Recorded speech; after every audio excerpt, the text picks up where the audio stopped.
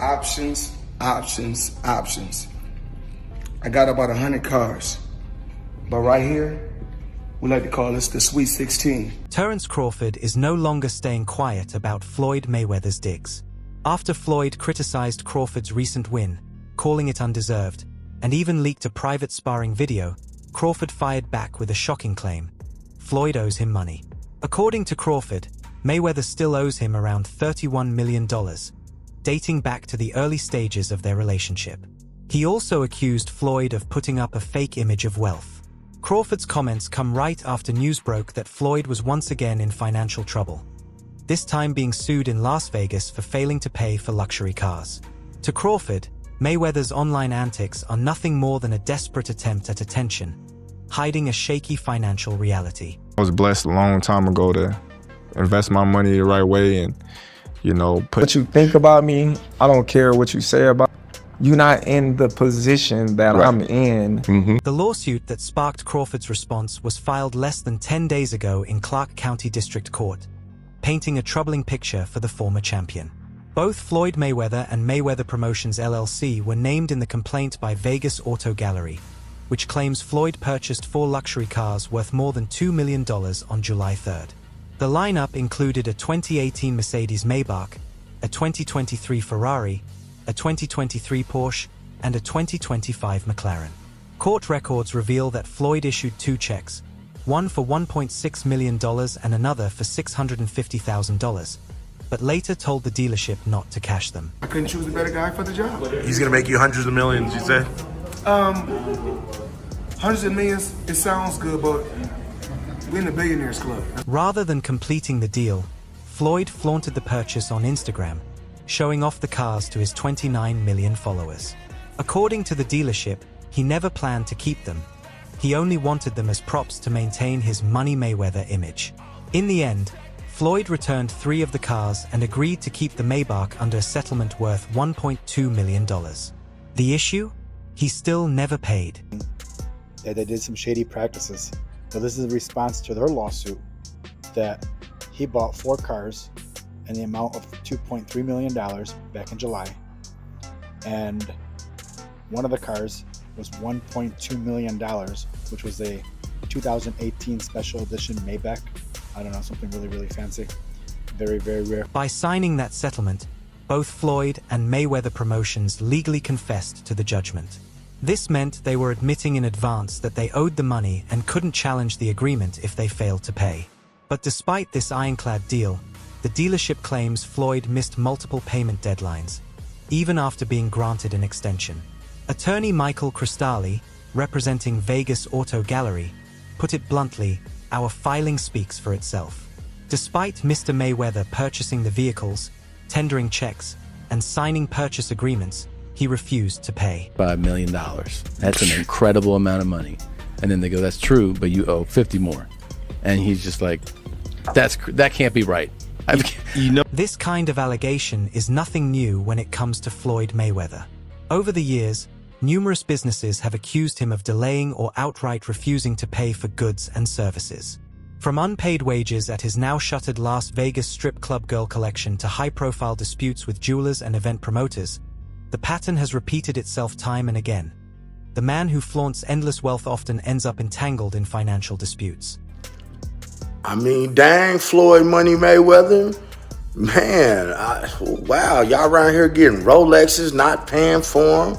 Man, y'all got stacks of money, owing jewelers money.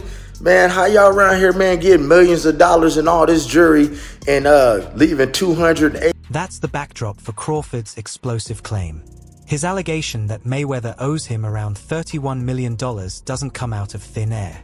While Crawford's camp has stayed quiet on the exact details, the context points to a few possibilities.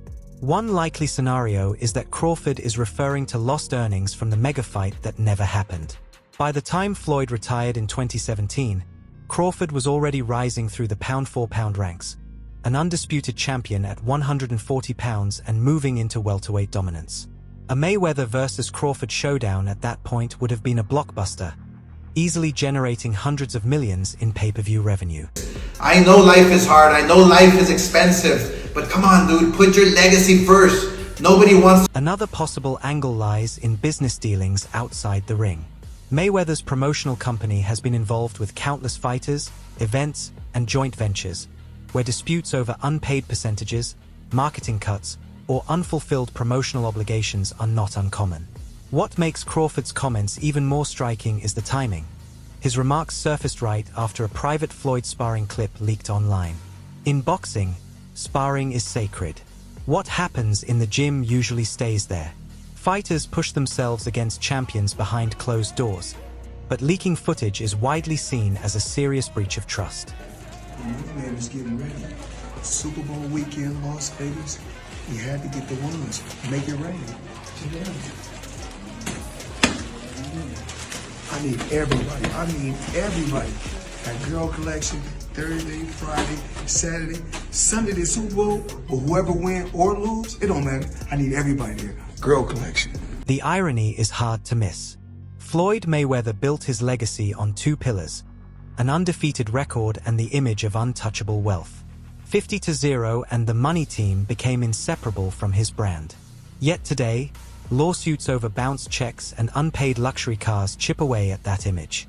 Meanwhile, Terence Crawford, fresh off becoming the only fighter in the four-belt era to be undisputed in 3 weight classes, has the credibility and stature to call him out. So the money's really gone?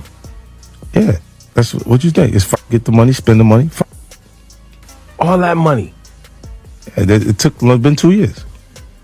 So is it just his overhead is so high on a day-to-day, month-to-month? Like I don't even want to talk about it. Like with the lifestyle, that money's gone. Trust me. Now it's like you call him, he'll be at you. The details of the Vegas Auto Gallery lawsuit reveal just how fragile the Money Mayweather persona can look under legal scrutiny.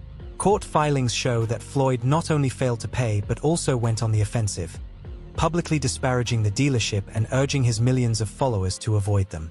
According to the dealer, those posts sparked threats from some of Floyd's supporters.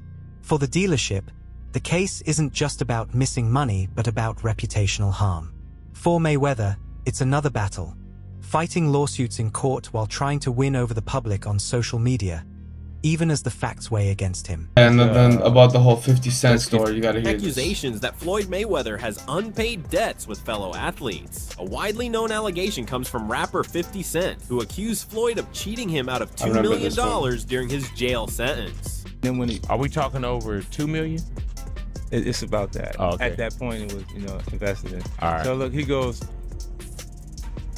When he finally does bring up. Terence Crawford, on the other hand, has been deliberate with his financial moves. After breaking free from Top Rank following years of disputes, he bet on himself in the blockbuster fight against Errol Spence Jr. and walked away with a career-defining win, both in legacy and in earnings. Today, Crawford stands atop boxing history, undisputed in 3 divisions, financially independent, and in control of his own path. So when he points at Floyd, it's not just as a critic but as a fighter who sees himself as Mayweather's true successor, both in the ring and in the business of boxing. We're gonna get to it. What's up? We're gonna get to it. International with it.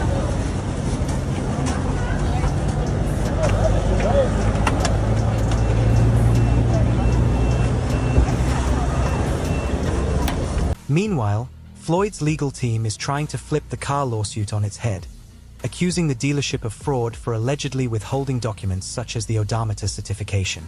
But legal experts have already dismissed this counterclaim as flimsy at best. Attorney Michael Kristolin went further, calling it frivolous and ridiculous. For critics, it highlights Floyd's biggest struggle. His attempts to fight back in court sound far less convincing than the growing evidence that he simply didn't pay. I believe in building generational wealth. Even like when my children, all 4 of my children are adults. And I told them, no more handouts. Because I feel like I'm hurting my children just by, I give them money, they go shopping, they put gas in their car, they party, they come back, I need money. I give them money, I buy them houses, I buy them cars. Told them, listen, if you guys go to school or you work in one of my businesses. Amid all the financial turmoil, Crawford also clapped back at Floyd's boxing critique. Mayweather had dismissed his win over Canelo Alvarez, calling it an easy fight against a washed-up opponent. Crawford disagreed, saying victory came down to discipline and strategy, and he wasn't shy about crediting Floyd himself as part of the blueprint. In a later interview with Inside the Ring, Crawford revealed that he studied Mayweather's elusive defensive masterclass against Canelo. He also analyzed Dmitry Bivol's patient, disciplined style that neutralized Alvarez completely, and even noted lapses in Canelo's fight with William Skull, where his limited mobility showed. "I knew I was going to beat him," Crawford said bluntly. "Whenever Canelo faced a style like mine, he struggled. And I had all those weapons, and more." It became a fight where Crawford made it where Canelo, to have any chance, he had to go get close. So he had to go through a bad neighborhood. Yep. And Crawford mugged him. It's that simple. He had to go through a bad neighborhood to get anything done, to get to the place that something was going to be done good. Yeah. And he got mugged going through that neighborhood. Yeah. It's that simple. Well, if I think about it, if I do come back, can you... Despite the grand stage, the fight opened with quiet tension. Most expected Alvarez's size and power to overwhelm Crawford before the final bell. Canelo pressed forward early, trying to impose his strength, but quickly met a wall of airtight defense. Crawford slipped, blocked, and countered with cold patience. His punches weren't flashy, but they were calculated and effective. As the rounds passed, he later admitted, Alvarez's power never felt decisive. "There's never been a formula to beat Terence Crawford," he said. "So I knew I had a good chance of winning." While the crowd waited for a Canelo explosion, Crawford quietly constructed a masterpiece of precision. Heading into the championship rounds, his corner delivered a final warning. "They're not going to give it to you." Shout-outs to Crawford. You did it, boy. You did it. For those who still aren't quite sure what they witnessed last night, I'm going to let you know that you witnessed what is called a notorious boxing clinic. This is everything done right, okay? First, Crawford responded with urgency. He raised the tempo, pressed harder, and dominated the closing rounds. When the final bell rang, the judges only confirmed what was already clear. Crawford had dismantled Alvarez. The victory pushed his record to 42-0 with 31 knockouts and cemented his place in history. The first fighter ever to unify all 4 major belts in 3 different weight divisions. The last man to reach such rarefied dominance was Henry Armstrong in 1938, in an era when undisputed carried an entirely different meaning. To be honest, when I set my sights on doing something and I know what I'm capable of, it's not like a surprise to me. It's a surprise to y'all because y'all didn't believe me, you know, but for me, I knew I could do it, and I believed that I could do it. I just needed the opportunity. Terence, when did you know that you were going to... And yet, in the aftermath of the Canelo fight, Crawford spoke with striking calm. "I don't feel anything special. It was meant to be," he said, as if greatness was simply his natural state. That, perhaps, is the most revealing part of his story. Crawford never framed the victory as an impossible mountain to climb, but as the inevitable result of preparation, study, and conviction. Now, however, the spotlight swings back to Floyd. Crawford dismissed Mayweather's attempts to downplay his win, pointing out that Floyd has bigger problems of his own. After all, it's Mayweather who's being dragged into court over unpaid luxury cars, and Mayweather who's suddenly chasing big-name events again. To Crawford, Floyd's criticism rings hollow, because his return to the ring seems fueled less by legacy and more by necessity. See, I think that for me, I watch defense as much as I watch offense. So, Yeah. like I thought, like watching Bud catch those shots off his glove, He looked amazing. so amazing. Yeah, he to looked me. good. Yeah. He He'd looked go to a great. body and he'd catch that and come up with an uppercut. You know, just all those things that seem. He looked great. Yeah, I've never seen anybody do that to ever. No one has. In fact, Mayweather has already signed on to face heavyweight legend Mike Tyson next year. Officially, it's being billed as an exhibition, but the timing raises eyebrows. Floyd is fresh off multiple lawsuits in Las Vegas, including a $1.2 million debt judgment from Vegas Auto Gallery. With that looming overhead, another lucrative payday looks like part of the same pattern his critics have highlighted for years. What's more, Floyd himself has hinted at something even bigger, a possible rematch with Manny Pacquiao. In a recent interview, he admitted that talks are underway. Nothing is official yet, but the possibility is actively being explored. We getting ready.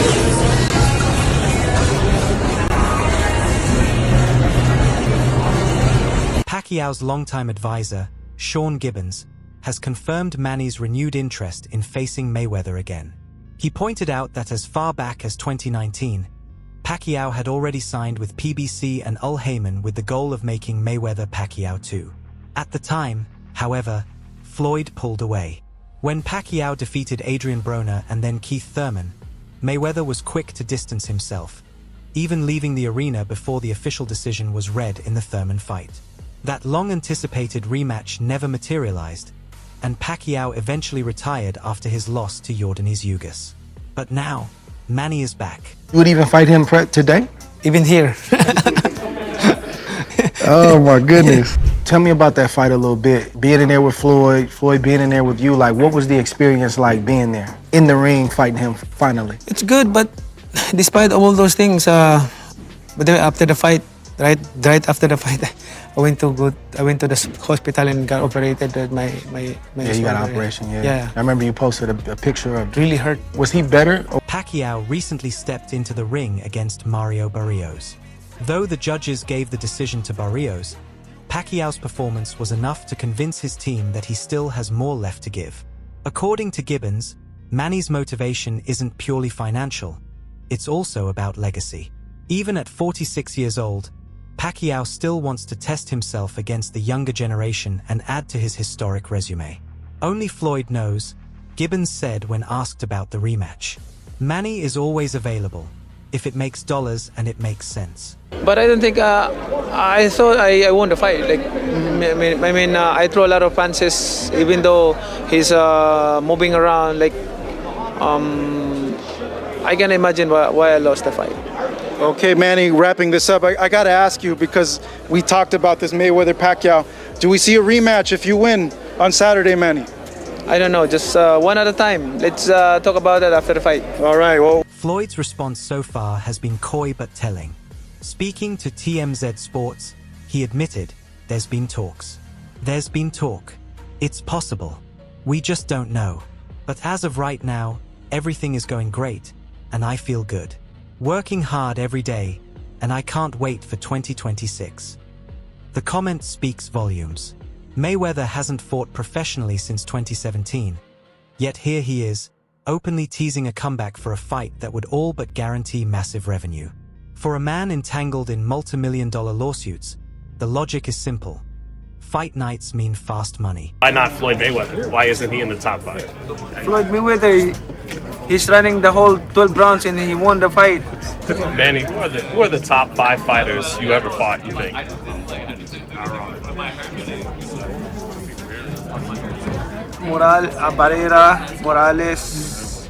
Morales. It's no coincidence that his chosen exhibition opponent is Mike Tyson. At 59, Tyson has already stepped back into the spotlight with a controversial fight against Jake Paul. Even in defeat, the event drew global attention and huge paydays. Pairing Mayweather with Tyson isn't about competitive balance, it's about spectacle. At this stage, both men are cashing in on their names, with the real attraction being curiosity, not championship stakes.